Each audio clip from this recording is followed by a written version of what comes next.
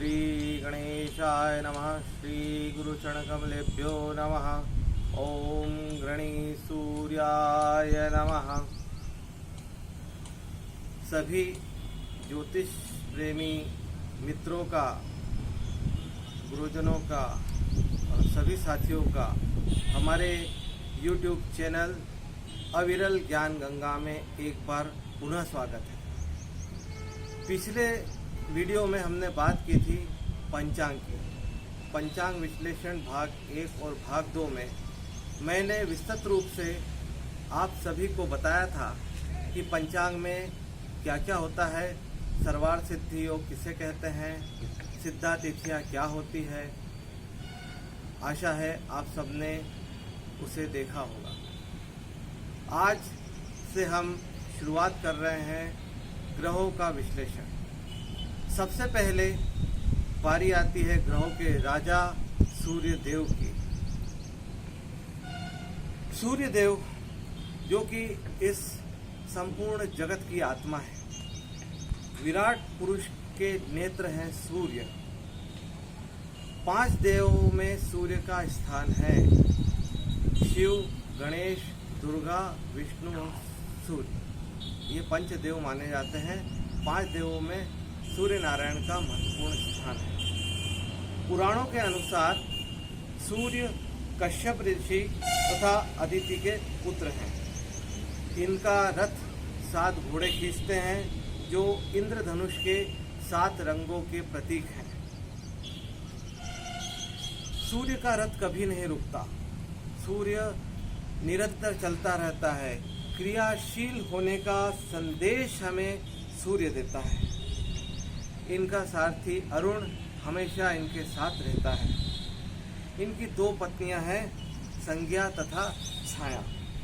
संज्ञा से इन्हें यमपुत्र तथा यमुना पुत्री मिली तथा छाया से शनिदेव का जन्म हुआ। ये तो था सूर्य का पौराणिक विश्लेषण। अब ज्योतिष शास्त्र सूर्य के बारे में क्या कहता है, आइए जाने। सूर्य ग्रहों का राजा है, सिंह राशि का स्वामी है। इसकी उच्च राशि मेष और नीच राशि तुला है। सूर्य की धातु स्वर्ण है या तांबा भी है। क्षत्रिय वर्ण है। पुरुष ग्रह है, सतोगुणी है। पापी होने पर रजोगुणी हो जाता है। एक राशि में सूर्य 1 मास रहता है। जब सूर्य देव राशि परिवर्तन करते हैं तो इसे संक्रांति कहा जाता है।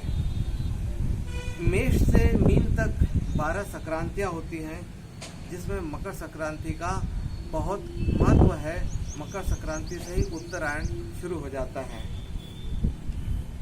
सूर्य दिन में और उत्तरायण में बलि रहता है। तो ये कुछ बातें थी सूर्य की ज्योतिष के संबंध में। अब जो बालक या बालिका, जो व्यक्ति जन्म लेता है और यदि वो सूर्य प्रभावित है, सूर्य उसकी कुंडली में प्रबल है, तो उसका स्वभाव कैसा होगा, आइए यह देखते हैं। तो सूर्य प्रभावित व्यक्ति शूर, वीर, गंभीर व प्रभावशाली होता है। इनका वर्ण गेहुआ और तांबे के रंग जैसा होता है। कद मध्यम होता है। शरीर सुडौल रहता है। केश कम रहते हैं। बाल थोड़े से कम रहते हैं। थोड़े घुंघराले भी रहते हैं। आंखें शहद जैसी लाल व मादक होती है। हड्डियां मजबूत होती है और भुजाएं लंबी होती है। चेहरा चौड़ा होता है। सतोगुणी स्वभाव, क्योंकि सूर्य देव है इसलिए इनका स्वभाव जो है सतोगुणी है। और पित्त प्रकृति है, मतलब सूर्य से प्रभावित जातक जो है पित्त प्रकृति के रहते हैं, उनकी गर्म तासीर रहती है।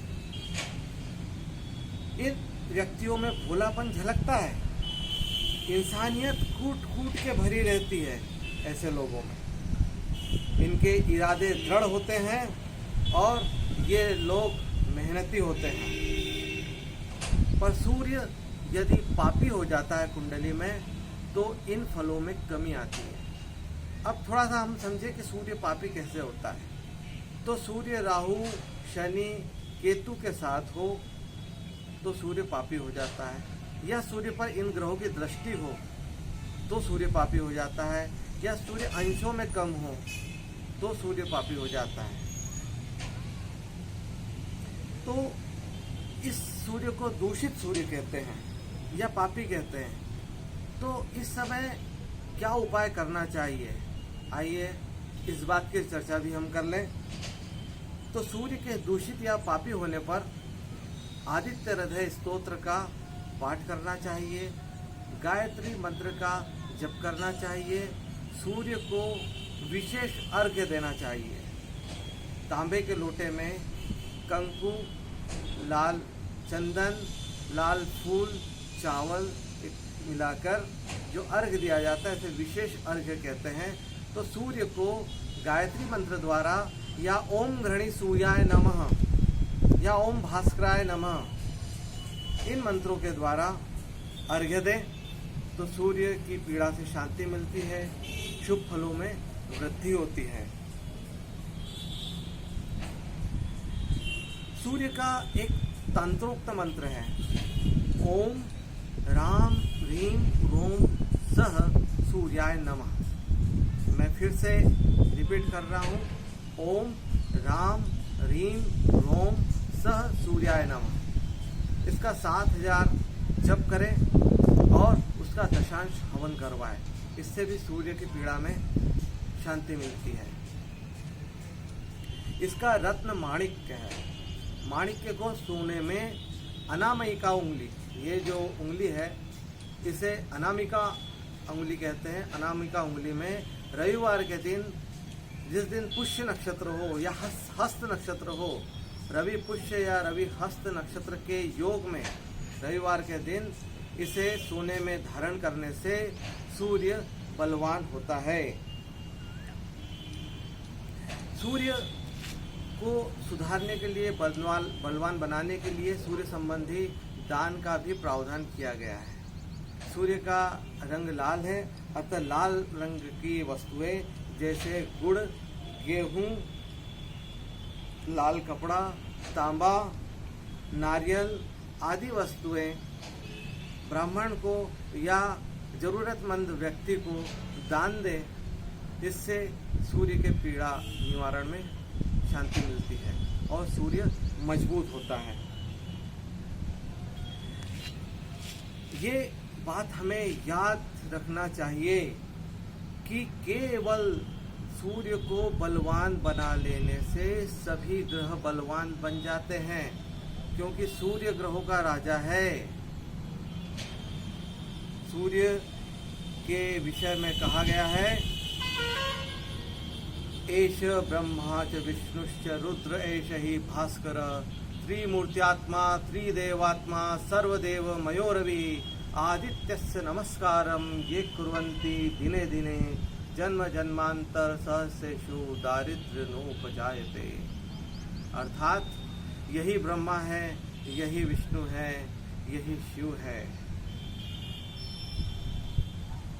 त्रिमूर्ति आत्मा त्रिदेवात्मा सर्वदेव, ये 3 मूर्ति स्वरूप है, तीनों देव के रूप है, सभी देवों में देव है।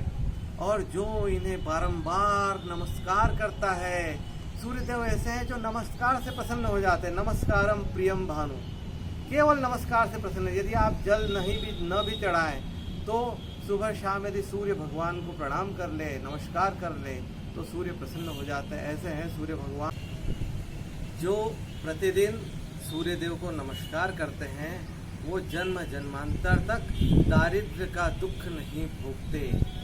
दारिद्र्य यानी शरीर से दरिद्र होना, धन से दरिद्र होना, किसी भी प्रकार की दरिद्रता उस व्यक्ति में नहीं रहती।